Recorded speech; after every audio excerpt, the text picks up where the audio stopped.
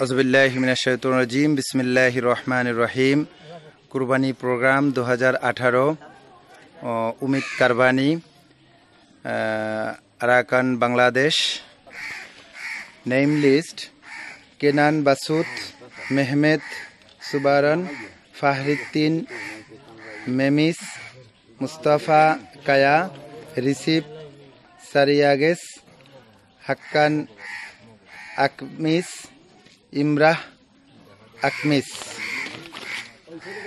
Metin Dimresin, Mahir Karakaya.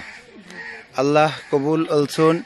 Bismillahi Allahu Ekber. Bismillahirrahmanirrahim. Umut Kervanı olarak Afrika Benin'de birinci kurbanımızı kesmekteyiz. Mehmet Sadık Aydın, Mevlüt Durak, Mevlüt Durak, Mevlüt Durak, Mevlüt Durak, Mevlüt Durak, Yusuf Aslan. Acı bir vakalet. Acı bir vakalet. Acı bir vakalet. Bismillahi Allahu Ekber.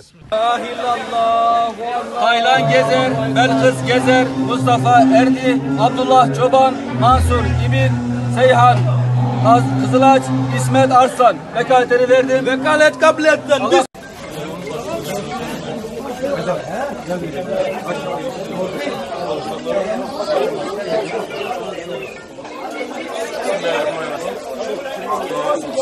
Umut Kervanı olarak halkımıza hizmet etmek için buradayız. Öncelikle bütün ümmet Muhammed'in tamamının Kurban Bayramı'nı tebrik ediyoruz. Hayırlara vesile olması için Rabbimizden talep ediyoruz.